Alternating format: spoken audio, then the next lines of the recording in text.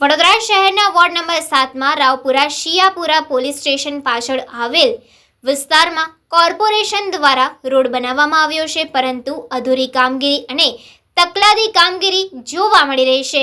વડોદરા શહેરના ward number 7માં સમાવેશ પટની મહોલ્લો Raopura Shiyapura police station પાછળ આવેલ વિસ્તારમાં છેલ્લા ઘણા વર્ષોથી જ રોડ રસ્તાની કામગીરી કરવામાં આવી નથી। જ્યારે ગઈકાલે કોર્પોરેશન દ્વારા રોડ બનાવવામાં આવ્યો, પરંતુ અધૂરી કામગીરી અને તકલાદી કામગીરી જોવા મળી છે।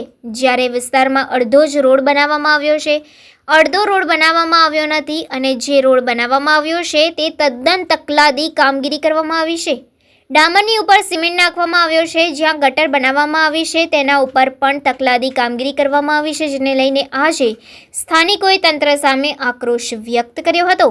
વડોદરા શહેરમાં વિવિધ જગ્યાઓ પર રોડ રચનાની કામગીરી કરવામાં આવી રહી છે, પરંતુ ક્યાંક ને ક્યાંક તકલાદી કામગીરીને લઈને વડોદરાના નગરજનો નાણાંનો વેડફાટ થઈ રહ્યો છે। સ્વતંત્ર હવે ક્યારે જાગે છે તેવા અનેક પ્રશ્નો ઊભા થઈ રહ્યા છે। આ ડામર આટલા વર્ષોથી નાખી ગયા, ત્યાં ડામર છે નહીં બરાબર। આ છોકરાઓ પડે તોય કાંકરા વાગી જાય એવો ડામર નાખીને ગયા છે, એટલે આનું કોઈ એ કરો। અડધો બનાવ્યો છે, આ બધે ખાડા ભરાય છે, ગટરો ભરાય છે, કોઈ આવતું નથી કોર્પોરેશન માંથી જોવા, ના કોઈ જ આવતું નથી। આ વોર્ડ નંબર 7 છે, રાવપુરા વિસ્તાર આવે છે, શિયાપુરા પોલીસ સ્ટેશનની ગલી। અહીં આગળ કોર્પોરેશનના અનગઢ તંત્ર અને કોર્પોરેશનના અધિકારીઓ અભણ કોન્ટ્રાક્ટરો દ્વારા 2 દિવસ પહેલા રોડ બનાવવામાં આવેલો છે।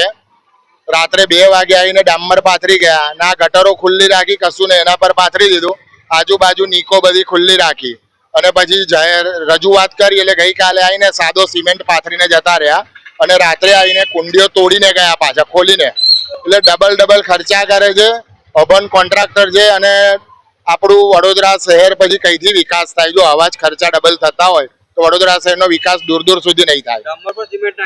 ડામર પાથરીને એની ઉપર સિમેન્ટ પાથરી ગયા છે, અડધી કામગીરી કરી છે, અડધું કર્યું છે, અડધું આજુબાજુ નથી કર્યું। બંદિશ શાહ કોઈ જોવા આવતું નથી, આજ સુધી કોઈ આવ્યું નથી અહીં જોવા। આ વડીવાડી પટની મોહલ્લો રાવપુરા વિસ્તારમાં આવે છે।